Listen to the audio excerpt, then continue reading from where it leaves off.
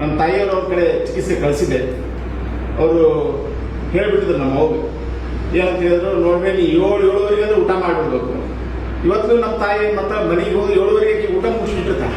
ನೀವೆಲ್ಲರೂ ಹೋಗಿ ಏನು ಊಟ ಮಾಡಂಗಿಲ್ಲ. ಸೊ ಒಬ್ಬೊಬ್ಬರಿಂದ ಒಬ್ಬೊಬ್ರು ಇದು ಕಟ್ತಿರ್ತಾರೆ. ಸೊ ಅಂತ ಒಂದು ಈಗೇನು ಬಯೋಲಾಜಿಕಲ್ ಕ್ಲಾಕ್ ಬಗ್ಗೆ ತಿಳ್ಕೊಂಡಿವಿ. ಹೀಗೆ ಸಾಕಷ್ಟು ರೋಗಗಳು ಹೇಳಿದಾಗ ನಮ್ಗೆ ಅನಿಸ್ತದೆ ಯಾಕೆ ನಾವು ಆಯುರ್ವೇದ ಮಾಡಬಾರ್ದು ಅಂತ ಹೇಳಿ. ಅಲ್ಲದೆ ವಿಶೇಷವಾಗಿ ಈ ನಮ್ಮ ಆಯುಷ್ ಟಿವಿಯವರು ಏನು ಮಾಡಿದಾರಪ್ಪ ಅಂದ್ರೆ ಈಗ ಕಾನ್ಫರೆನ್ಸ್ ಮಾಡ್ತಾ ಇದ್ದಾರೆ GWC ಅಂತ ಹೇಳಿ. ಇದು ವಿಶೇಷವಾಗಿ ಈ ವಾಹಿನಿ ಬಗ್ಗೆ ಹೇಳಬೇಕಪ್ಪ ಅಂದ್ರೆ ಆಯುಷ್ ಟಿವಿ ಬಹುಶಃ ಇದು ಸಂಪಾದಕರಿಗೂ ಹಾಗೂ ಈ ಸಂಸ್ಥಾಪಕರಿಗೂ ಹಾಗೂ ಎಲ್ಲ ಸಿಬ್ಬಂದಿ ವರ್ಗಕ್ಕೆ ನಾನು ಕೃತಜ್ಞತೆಯನ್ನು ಸಲ್ಲಿಸಿದ್ರು ತಪ್ಪಾಗಲಿಕ್ಕಿಲ್ಲ. ಯಾಕಂದರೆ ಈ ಆಯುರ್ವೇದವನ್ನು ಜಾಗೃತಿ ವಹಿಸಲಿಕ್ಕೆ ಈ ಮಾಧ್ಯಮ ಬಹುಶಃ ನನಗನ್ನಿಸ್ತದೆ ನಮ್ಮ ದೇಶದಲ್ಲಿ, ಅದು ವಿಶೇಷವಾಗಿ ಕರ್ನಾಟಕದಲ್ಲಿ ಮೊಟ್ಟ ಮೊದಲನೇ ಚಾನೆಲ್ ಆಗಿ ದೂರದರ್ಶನ ಚಾನೆಲನ್ನು ಮಾಡಿ ಆಯುಷ್ ವೈದ್ಯರಿಗೆ ಒಂದು ಬೆನ್ನೆಲುವಾಗಿ ನಿಂತು, ಅಲ್ಲದೆ ಕಳೆದ ವರ್ಷ GWC 25 ಮಾಡಿದಂಥ ಕಾರ್ಯಕ್ರಮ ದೇಶ ವಿದೇಶಗಳಲ್ಲಿ ಪರಿಚಯಿಸಿ ಆಯುರ್ವೇದ ಬಗ್ಗೆ ಜಾಗೃತಿಯನ್ನು ಮೂಡಿಸಿದಂಥ ಒಂದು ವಾಹಿನಿ ಯಾವುದಾದ್ರೂ ಇದ್ರೆ ಅದು ನಮ್ಮ ಆಯುಷ್ ಟಿವಿ. ಅದರ ಮುಖ್ಯ ಉದ್ದೇಶ ಅಷ್ಟೇ, ಆಯುರ್ವೇದವನ್ನು ಮುಖ್ಯ ವಾಹಿನಿಗೆ ತರುವುದು, ಜಾಗೃತಿಯನ್ನು ಮಾಡುವಂಥ ಕಾರ್ಯಕ್ರಮ ಮಾಡ್ತಾ ಇರುವುದು ಬಹಳ ಹೆಮ್ಮೆಯ ವಿಷಯ. ಅಲ್ಲದೆ ಮುಂಬರುವ ದಿನಗಳಲ್ಲಿ ಇದೇ ಅಕ್ಟೋಬರ್ದಲ್ಲಿ 2026ರಲ್ಲಿ GWCಯನ್ನು ಮಾಡ್ತಾ ಇದ್ದಾರೆ. ಅಲ್ಲಿ ರಾಷ್ಟ್ರ ಮತ್ತು ಅಂತಾರಾಷ್ಟ್ರೀಯ ವೈದ್ಯರುಗಳು ಬರ್ತಾರೆ. ಅದಕ್ಕಾಗಿ ನಾವೆಲ್ಲರೂ ಹೋಗಿ ಆ ಕಾರ್ಯಕ್ರಮವನ್ನು ಯಶಸ್ವಿ ಮಾಡೋಣ.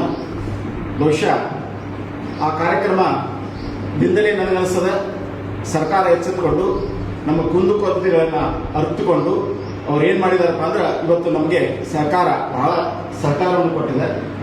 ಅಂದರೆ ಸರ್ಕಾರ ಕೊಟ್ಟಿದ್ದಂದ್ರೆ ನೀವು ಅಲೋಪತಿ ಪ್ರಾಕ್ಟೀಸ್ ಮಾಡಿ ಅಂತಲ್ಲ, ಏನು ಕಾನೂನಾತ್ಮಕವಾದಂಥ ತೊಡಕುಗಳಿದ್ದಾವೆ ಅವಕ್ಕೆಲ್ಲ ಸರಿ ಹೊಂದುವಂಥ ಒಂದು ಕಾರ್ಯಕ್ರಮವನ್ನು ನಿಯೋಜಿಸಿದ್ದಾರೆ. ಅದಕ್ಕಾಗಿ ನಾವು ಹೆಚ್ಚಿನ ಸಂಖ್ಯೆಯಲ್ಲಿ ಹೋಗಿ ಆ ಕಾರ್ಯಕ್ರಮವನ್ನು ಯಶಸ್ವಿ ಮಾಡೋಣ ಅಂತ ಹೇಳಿ, ಯಶಸ್ವಿ ಆದಾಗ ನಮ್ಗೆ ಇನ್ನೂ ಸಂಖ್ಯಾಬಲ ಬಂತು ಅಂದರೆ ನಾವು ಯಶಸ್ವಿ ಆಗ್ತೀವಿ ಅಂತ ಹೇಳ್ತಾ ನಾನು ಒಂದು 2 ಮಾತು ಮುಗಿಸ್ತೀನಿ. ಜೈ ಹಿಂದ್ ಜೈ ಭಾರತ್. ನಾನು ಡಾಕ್ಟರ್ ಮೃತ್ಯುಂಜಯ ಶಾಂತಿರೂಪ ಹುಲಿ ಅಂತ MD ಪಂಚಕರ್ಮ. ಸುಮಾರು 2001ರಿಂದ ನಾನು ಹಾಸ್ಪಿಟಲ್ ಸ್ಟಾರ್ಟ್ ಮಾಡ್ಕೊಂಡ್ಬಿಟ್ಟು ಈ 25 ವರ್ಷ ಇವರಲ್ಲೇ ಆಯುರ್ವೇದ ಪ್ರಾಕ್ಟೀಸ್ ಮಾಡ್ತಾ ಬಂದೆ. ಈ ಪಂಚಕರ್ಮ ಯೂನಿಟ್ ಯಾಕೆ ಮಾಡಬೇಕಾಯ್ತು ಅಂದರೆ, ನಾನು ಮ್ಯೂಸಿಕ್ ಕಲಿಬೇಕಾದಾಗ ಕೆಲವು ಪ್ರೊಫೆಸರ್ಸ್ ನಮಗೇನಂತಿದ್ರೆ ಯಾರೋ ಆಯುರ್ವೇದಿಕ ಬದುಕಾಗಂಗಿಲ್ಲ, ಆಯುರ್ವೇದಿಕ ನಂಬಿದ್ರೆ ನೀವು ನೀರು ಕುಡಿಯೋಕೆ ಹೋಗಂಗಿಲ್ಲ, ಬದುಕಾಗಂಗಿಲ್ಲ ಅನ್ನೋ ಒಂದು ಸ್ಪೀಚ್ ಕೊಟ್ಟಿರ್ತಿತ್ತು. ಅದು ನನಗೆ ಭಾಳ ಒಂದು ಏನು ಮಾಡ್ತಂದ್ರೆ ಅಟೆಂಪ್ಟ್ ಮಾಡಿ ಲೈಫ್ನಾಗ ಒಂದು ಆಯುರ್ವೇದಿಕೇ ಪ್ರಾಕ್ಟೀಸ್ ಮಾಡಬೇಕು, ಹಾಗೆ ನಾವು ಬದುಕಬಹುದು ಅಂತಂದು ತೋರಿಸ್ಬೇಕಂತ ಒಂದು ಮನಸ್ಸಿನಲ್ಲಿ ಆ ಒಂದು BMS ಫಸ್ಟ್ ಇಯರ್ ಇದ್ದು ವಿದ್ಯಾರ್ಥಿ ಒಳಗೆ ಮನಸ್ಸಿನಾಗ ನೋಡಿ ಕಾಲಕ್ರಮೇಣ ನೋಡಿದಾಗ ಒಂದು ಬಾದಾಮಿ ಕಾಳಿದಾಸ ಕಾಲೇಜಲ್ಲಿ ಸ್ಟಾರ್ಟ್ ಆಯಿತು. ಇವಾಗ ಒಳ್ಳೆ ಗುರುಗಳನ್ನು ಸಿಕ್ಕರು. Doctor Gopinath sir, PN Rao, ಆಮೇಲೆ ಡಾಕ್ಟರ್ ಕಿರಣ್ ಗೌಡ ಅಂತೇಳಿ ತುಂಬ ಬ್ಯೂಟಿಫುಲ್. ನನಗೆ ಭಾಳ ಒಂದು ಅಧ್ಯಯನ ಮಾಡಲಿಕ್ಕೆ ಭಾಳ ಅನುಕೂಲ ಆಯಿತು. ಪ್ರತಿಯೊಬ್ಬರು ನಾನು ಅಲ್ಲಿ ಹೋದಾಗ ಎಷ್ಟು ಇನ್ಸರ್ಟ್ಸ್ ಅನುಭವಿಸ್ತೀನಿ ಅಂದ್ರೆ ನಾನು ಪ್ರತಿ ಕ್ಷಣದೊಳಗೆ ನಾನು ಇನ್ಸರ್ಟ್ ಆಗ್ತಿತ್ತು. ನಾನು ಬೇರೆ ಕಾಲೇಜ್ನಾಗ ಆ ಕಾಲೇಜ್ನೆಲ್ಲ ನಾನು ನೋಡುವಂಥ ಟ್ರೀಟ್ ಬೇರೆ ಇರ್ತಿತ್ತು.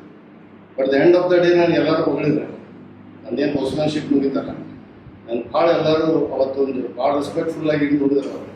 ಯಾಕಂದ್ರೆ ಎವ್ರಿ ಡೇ ನಾನು ಏನು ಮಾಡ್ತಿದ್ದೆ ಅಂದ್ರೆ ಅವ್ರು ಏನು ಪೇಷಂಟ್ ಹೊಡೆದು ಹೋಗಿದ್ದು ಬುಕ್ಸ್ ತೆಗೆದು ಮತ್ತೆ ನೋಡೋದು. ಯಾಕಂದ್ರೆ ಅವ್ರು ಏನು ಕಲಿಸಿರ್ಲಿಲ್ಲ ಈ ಕಡೆ.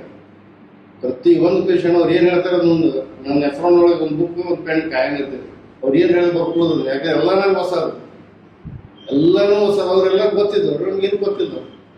ರೂಮ್ನಾಗ ರಾತ್ರಿ ಓದಾಕೊಂಡು ಯಾಕೆ ಓದಾಕ ನಿಂತಿದ್ರು ಎಲ್ಲರೂ ಹೋದ್ರು. ಎಷ್ಟು ಮಂದಿ ಓದಾಕ ಹೇಳ್ತಿದ್ದೆ ಹಂಗ ಗೊತ್ತದು ಏನಿತ್ತು ನಾವು ತೋರಿಸ್ಕೋಬಾರ್ದು.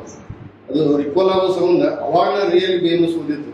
ಯಾವಾಗ completion of my degree. History ಮೇಲೆ ಭಾಳ ಖರಾಬ್ ಇತ್ತು ನಮ್ಮ ಟೈಮ್ನಾಗ. ಈಗೆಲ್ಲ ಆ್ಯಕ್ಚುಲಿ ಮಕ್ಕಳು ಕಲಿಸ್ಬೇಕಾದ್ರೆ ತಿಳಿತಾ ಇಲ್ಲ. ಈಗ ನಮ್ಮ ಟೈಮ್ನಾಗ ನಾವೆಲ್ಲ ನೀವೆಲ್ಲ ಹೆಂಗೆ ಕಲ್ತಿ ಗೊತ್ತೈತ ಎಷ್ಟು ಕೆಟ್ಟ ಪರಿಸ್ಥಿತಿ ಇತ್ತು. ಅದು BMS ಕಲಿಸ್ತಿದ್ರು. ಅವರೇ ಅರ್ಧಂಬರ್ಧ ಮತ್ತು ನಮ್ಗೆ ಇನ್ನೇಟ್ ಆಗೋದು ಏನೇನೋ ನಮ್ಗೆ ತಿಳಿತಿರ್ಲಿಲ್ಲ. ಹಿಂಗೆ ಅನಿವಾರ್ಯವಾಗಿ ನಮ್ಗೆ ಏನಾಗ್ತಿಲ್ಲ, ಅಲೋಪತಿ ಪ್ರಾಕ್ಟೀಸ್ ಮಾಡೋದು ಬಿಟ್ಟರೆ ನಮ್ಗೆ ಗತಿನೇ ಇಲ್ದಂಗೆ ಲೈಫ್ ಆಗಿದೆ. ಬಟ್ ಇವತ್ತೆಲ್ಲ ಹಂಗಿಲ್ಲ. ಈಗ NCISM ಅವೆಲ್ಲ ಬಂದಾಗ ತುಂಬ ಸ್ಟ್ರಾಂಗ್ ಆಗಿದೆ. ಈಗೆಲ್ಲ ಏನಿದೆ ನಮ್ಮ ಮಿಸಸ್ ಅವರ ಪ್ರೊಫೆಸರ್ ಇದ್ದಾರೆ, ಅವ್ರೆಲ್ಲ ಕಲಿಸೋದು, ಅವ್ರ ಆ್ಯಟಿಟ್ಯೂಡ್ಸ್ ಅದನ್ನೆಲ್ಲ ನೋಡಿದ್ರೆ ಒಳ್ಳೆ ಆಯುರ್ವೇದ ಪ್ರಾಕ್ಟೀಸ್ ಮಾಡೋಕ್ಕೆ ಸಾಧ್ಯ ಐತಿ ಅನ್ನೋಷ್ಟು ಮಟ್ಟಿಗೆ. ಬಟ್ ನನ್ನೊಳಗೆ ಏನು ಟೀಚ್ ಹತ್ತಿತ್ತಂದ್ರೆ ಇದು ಆಯುರ್ವೇದ ಮಾಡಿ ಆಗಂಗಿಲ್ಲ ಅನ್ನೋದು ಏನಿತ್ತಲ್ಲ, ಇದು ಸಾಧ್ಯ ಐತಿ ಅಂತ ಪ್ರೂವ್ ಮಾಡ್ಬೇಕು. ಹಿಂಗಾಗಿ ನಾನೇನು ಮಾಡಿದೆ, ಈ ಕಾಲೇಜ್ ಬಿಟ್ಟೆ. ಕಾಲೇಜ್ ಬಿಟ್ಟು ನಾನು ಹಾಸನ್ ಹೋದೆ. SDM ಕಾಲೇಜ್ ನನ್ನ ಫ್ರೆಂಡ್ಸ್ ಇದ್ರು. ನಾವು ಒಂದೆರಡು ಸಲ ಅಲ್ಲಿ ಕಾನ್ಫರೆನ್ಸ್ ಇದ್ದಾಗ ಹೋದಾಗ ಹಂಗಾರೆ ಇದೇ ಕಾಲೇಜ್ನ ಕಲಿಬೇಕಂದ್ರೆ ಡಿಸೈಡ್ ಮಾಡ್ಕೊಂಡು ಅವಾಗ ಹೋಗ್ಬೇಕಾದ್ರೆ ತುಂಬ ತೊಂದರೆ. ಯಾಕಂದ್ರೆ ನಿಮಗೆಲ್ಲ ಈಗ ಒಂದೇ ಯೂನಿವರ್ಸಿಟಿ ಇದೆ, ನಮ್ದು ಅವಾಗ ಧಾರವಾಡ ಯೂನಿವರ್ಸಿಟಿ ಇದೆ, ಅದು ಮೈಸೂರು ಯೂನಿವರ್ಸಿಟಿ ಇದೆ. ಹಿಂಗಾಗಿ ಅಲ್ಲಿನ ವೈಸ್ ಚಾನ್ಸಲರ್ಸ್ ಭೇಟಿಯಾಗಿ ಅದಾಗಿ ಒಂದು ಟ್ರಾನ್ಸ್ಫರ್ ತಗೋಬೇಕಾದ್ರೆ ತುಂಬ ಮುದ್ದಾಡಿ ಲಾಸ್ಟಿಗೆ ಸಕ್ಸಸ್ಫುಲ್ಲಿ ಅದನ್ನು ಇಲ್ಲಿ ಅಲ್ಲಿ NOC ತಗೊಂಡು ವೀರೇಂದ್ರ ಹೆಗಡೆ ಅವ್ರು ಭೇಟಿಯಾಗಿ ಅಂದ್ರೆ ಇದು ಎದಕ್ಕಪ್ಪ ಅಂದ್ರೆ ಇದು ಕಲಿಬೇಕು ಅನ್ನೋ ಒಂದು ಕಿಚ್ಚಿತ್ತ.